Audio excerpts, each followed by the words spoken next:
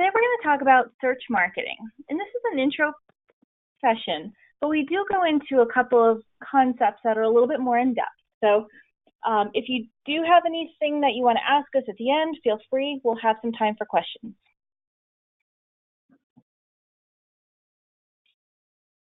So today we're going to cover search marketing. What is it? We're going to talk about how you can get results with pay-per-click advertising, which is also called Google Ads, and how you can maximize your reach with search engine optimization. So a little bit about search marketing. Search marketing is the only type of marketing where you can actually get in front of someone when they're really looking for your services. I mean, if you think about it, newspaper ads, TV commercials, even online display ads are all about showing who you are and hoping somebody is looking for what you're offering. But with search marketing, you know that they're looking and you can show up exactly when they're doing their research. But it isn't easy. Did you know 85% of Google searchers never go past the first page of results? Plus, there's more than 500 new websites created every minute that you're competing with for attention. So when somebody does a search on a search engine, it serves up the results that they think the person is looking for. And the search engine is interpreting based on what they think the intent of the query is. So when you're looking at this page right now, the section in green is what Google thinks the person's looking for. It's going to show you some results on a map. It's also going to show you what we call the organic results. So those are the ones kind of at the bottom there where you see the top accounting firms. But Google or Bing also gives advertisers the opportunity to show up when the advertiser wants to be there.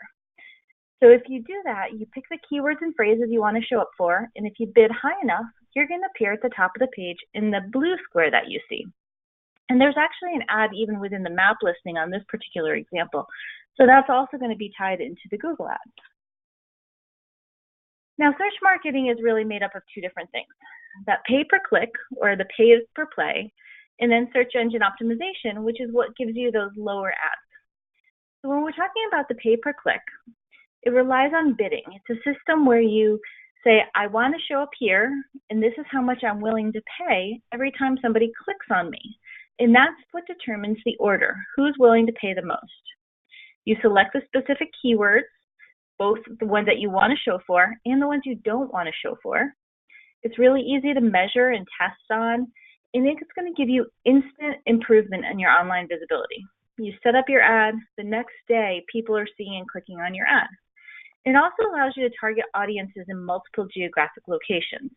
So if you have a service that's relatively unique and you want to expand the reach of who sees you, instead of keeping it to your local area, which is really what's going to happen with your organic listings, your natural listings, it allows you to show up in other areas outside of your immediate geography. Now, search engine optimization, which is that process of trying to get yourself to show up organically on page one, or when people are searching for your name or keywords describing what you do, you basically have to earn it. Google has to believe that you're a trusted, authoritative site and that your site is what the person is looking for. It matches the intent. So it relies on you being relevant and authoritative. The keywords are targeted mostly by the content. So what's on your website is what Google is looking at and is going to deliver up to people. So it doesn't give you that opportunity to say, oh, if I am looking at a slight variation, I can get there like you can when you're doing Google Ads. It takes a longer time in order to become visible, and your geographic location is very relevant. Now, you see there's a little bit of overlap between these two types of marketing, and that's because there's a lot of similarity. The results do appear similar to searchers, and knowing what the keywords are that people are looking for is vital to be successful. And when we talk about keywords, we're talking about what a searcher is looking for, not what you as the business owner thinks the terminology should be. Let's talk first about pay-per-click. That's what shows up first on the listings. And this is whether you're looking at Google or Bing, although in most cases we're talking about Google just because they have such a strong share of the search market. So when you're trying to build a campaign with Google, there's a few steps you go through. You're going to create your Google AdWords account, and that's relatively simple to do. It doesn't take very long. You need a credit card. The campaign, once you get in there, you set up a campaign. And within a campaign, you can have ad groups. So that's how you start to target what it is that you're trying to show for. So if somebody says, searches Google for accounts that help with payroll, well, you're going to have an ad within an ad group for payroll accountant, and that might be in your broader campaign, which is accounting services. Then that searcher sees, clicks your ad. Then they're going to go to your landing page. So within your ad group, you're going to have keywords, a landing page, and an ad. You're also going to create a budget. So you can spend a different amount on different ad groups, on different keywords. You can set your budget based on the day and on the month. And then your ads go live. And like I said, they're going to pop up the next day. You want to get started with pay-per-click advertising. The keyword selection is the first place to start. Think about what it is that people are going to be searching for. And Google has a great tool called the Keyword Planner that allows you to type in a word, a series of words, and it's going to give you words that are similar that people are searching on. So it allows you to see what other combinations of words you might want to consider. And this is really great because it also tells you how popular it is. It shows you what those average monthly searches are and the competition. So you have an idea. And what you can't see here is it also gives you a range for the bid that you probably need to make in order to show up. It's not just the keywords that you want to show up for, though, that are important. There's also something called negative keywords, and these are the ones that you don't want to show up for. These are words such as if somebody were to search accountant job in my area versus accountant in my area, that inclusion of the word job probably indicates that's not going to become a client of yours. So you want to make sure you don't show up if the word job is in the search phrase. So you just put it as a negative keyword. Some of the other similar ones that you might want to consider removing are salary, free, cheap, do it yourself. Those are going to be people who you know are more likely not to become clients, and there's no reason for you to pay if somebody clicks your ad. Now, as you're building your campaigns, you want to pay really close attention to your ads and your landing pages and how they fit with the keywords. You want to be sure that the copy matches the search intent, and when someone clicks on your ad, the page it brings them to also makes sense. One of the most common mistakes that we see is bringing someone to your homepage who is looking for a very specific service. If they get to your homepage and they can't find it, they're very likely just going to hit the back button. So you want to make sure that if there's a service that they're looking for, they see your ad mentions the service, they click it, you bring them to a page that talks about that service also. You want everything to be connected in order to have the best results. Now, Google also allows you to embellish your ads to help increase conversions. So there's a few different embellishments I've got here for you. So call extensions only show up when you're on a mobile phone. And that's going to allow somebody to search, see your ad, and push the button to call right away. And that's really the best path they can take anyways, because you're more likely to convert them if they call you versus have them navigate around on your website. You can also add in location, and that's going to allow people to see on a map how far away they are from you. Reviews, if you've got any Google reviews on your account. Site links, which are links that you've set up that are going to take people to the pages that are most often used and people most often convert.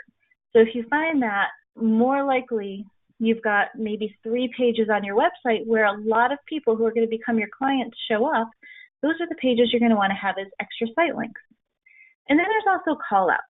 These are just extra terms that you can put out there that are going to show what you do, how you can service people, but they're not clickable. They're just there to help reinforce who you are. Now, another important thing about setting up your account is targeting your audience.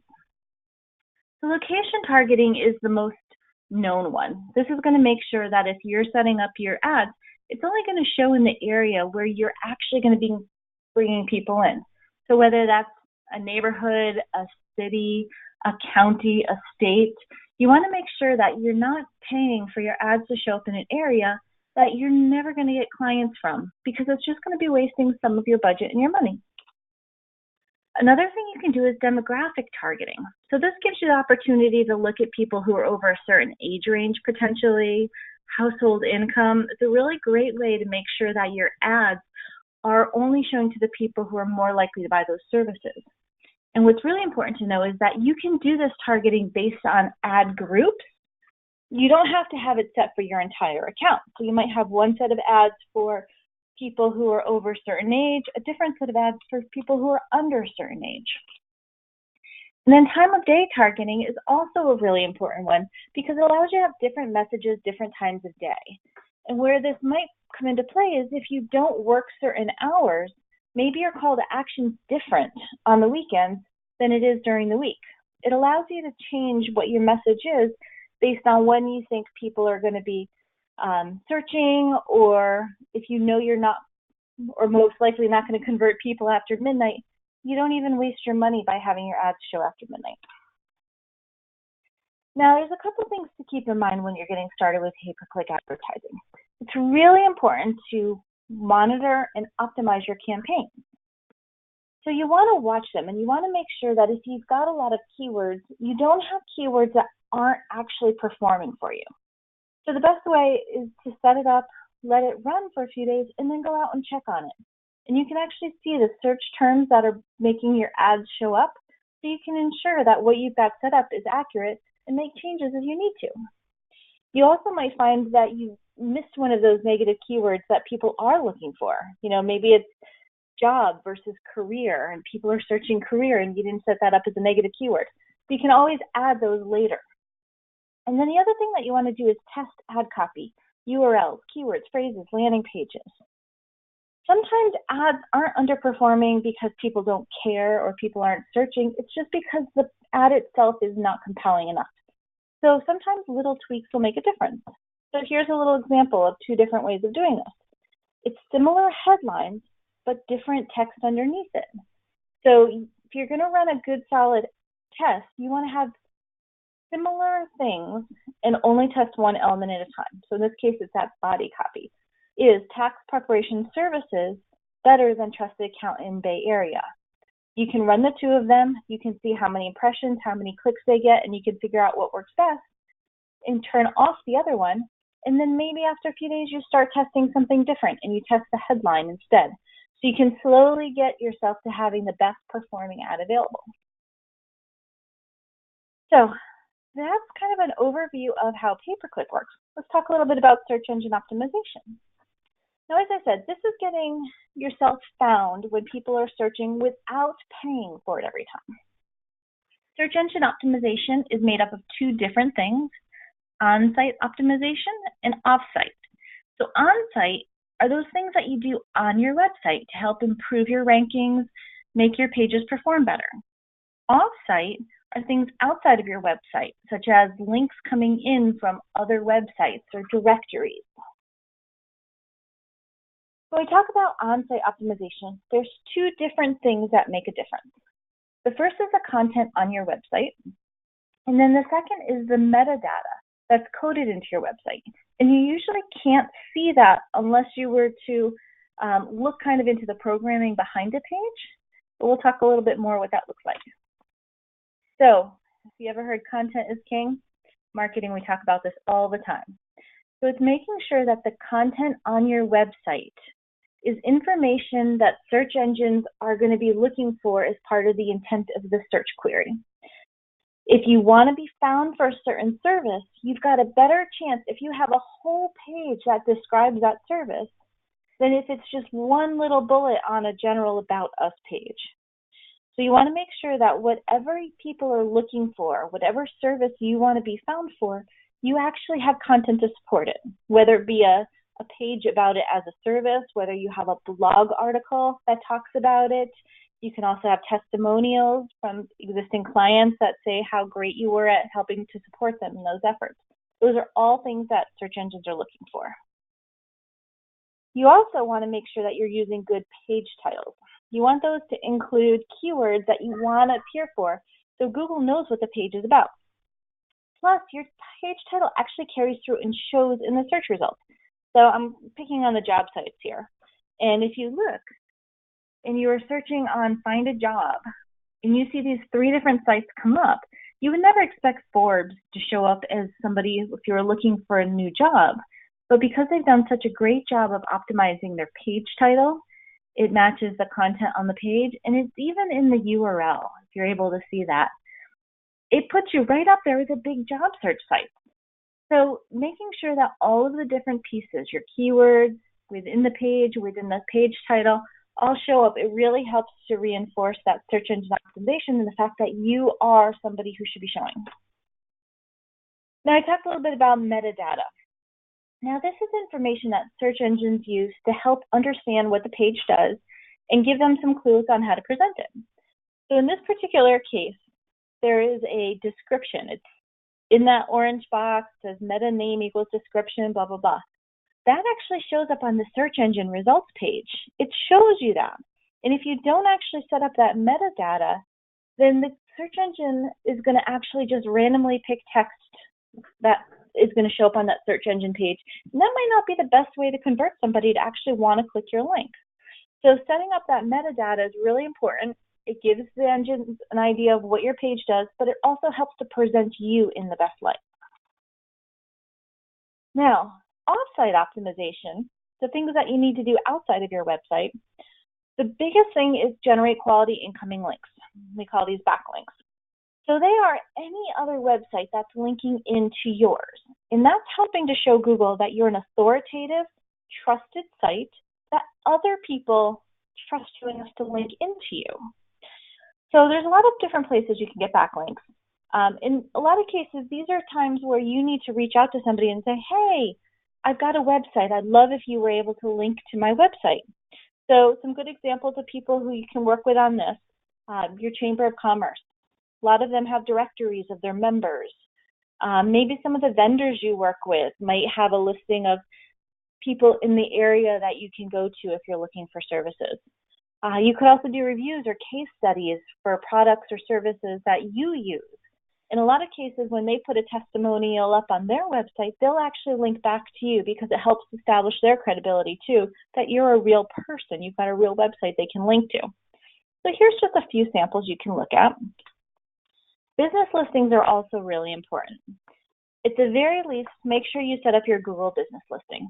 That's actually what's going to show underneath that map view when somebody searches in your area. So you want to make sure you get that set up. Bing is also an important one, and Yelp, City Search, all of those other ones. Sometimes it's more regional. So what I would suggest is look for, accountant in your area and see what search business listing sites come up. And then from there, decide which ones you really need to be on, because that's going to make a big difference. Now, one of the most important things to understand is that search engine optimization does take time. So first, you've got to improve the content on your website. Google has to index that, understand it, and then interpret that you're a good site. But while you're doing this, while you're building it up and getting more content and improving everything, so are all your competitors. So it's not like it's just Google realizing you're better. It's Google realizing you're better than other people when it's delivering based on search intent. So it does take some time, but once you get it going and once it starts working, it's great because you start to show up on that first page or two. You don't have to pay every time somebody clicks on you. That's really what you want. So it's really important thing to keep working on. Now, in conclusion, pay-per-click, it's going to get you results much more quickly. If you have a new business, if you're trying to offer a new service, that's the way you're going to make sure that you show up immediately. Search engine optimization, or SEO, it takes time to actually work and come through, but when it does start to work, it's really great. And combined, that's a strategy that we recommend because it's going to get you noticed immediately, and then it's going to allow you to get that organic slowly coming up while you're paying for your immediate ads so you show up on page one. The other nice thing about having that combination is you might organically show up for some keywords or some services, but you're able to focus your pay-per-click budget on those services you don't organically show up for. So if there's something unique that you do that you want to show up for, but Google doesn't realize it, that's a way where you can complement it and have only specific services going through your pay-per-click. So at CPA Site Solutions, we can help you out with everything I talked about today. I'll give some time if anybody has any questions, and if you have any, there should be a button within your GoToWebinar dashboard where you can click it. You can type that question in, and I'll go through those. But again, thank you for joining us today. I do have one question here. What did you mean with negative keywords? So when we're talking about the pay-per-click, a negative keyword is a word that you identify to your Google account, your Google pay-per-click account, that says, I do not want to show up if the word job is anywhere in the search phrase, or career, or anything like that. So you specifically identify it. And this is actually one of the most common mistakes that people will make, is that they will set up an account and not think about those negative keywords, and they go look at what the search phrases are, and they say, oh my goodness, I spent $50 on people who are looking for a job. So we kind of let everybody know up front, make sure you remember those negative keywords and add them, and so you don't waste your budget. Let's see. Got a couple questions. Where can I learn more about metadata? We've got a couple of great white papers that we can send you links to that'll give you some more information. And on our website, there's a resources section where you can see a lot of the white papers that we have that support all of this. So that'll give you a little bit more detail. For the most part, if you were looking at a web page, you're not going to see the metadata. It's kind of in the background. You have to right click and you have to pull up like an inspect window in order to see what those are. But it is a key thing that Google is looking for. Let's see. I've got a couple questions about our own services. If someone wants to sign up for pay-per-click with us or search engine optimization, we do all the basics for you. We get you started, help you out with all of that. So no worries. We can actually have somebody talk to you a little bit more about what's included and give you a demo of our services. Looking through here.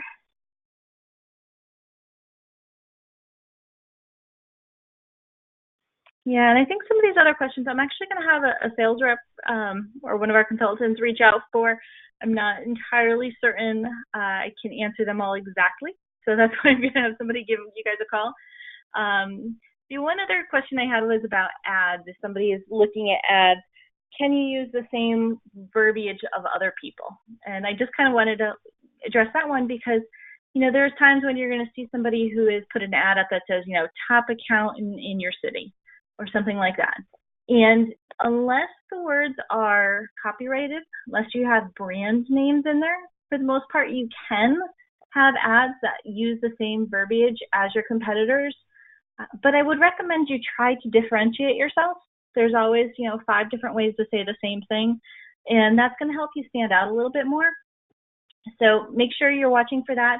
And just so you know, any ad that you do put up does have to go through a Google approval process.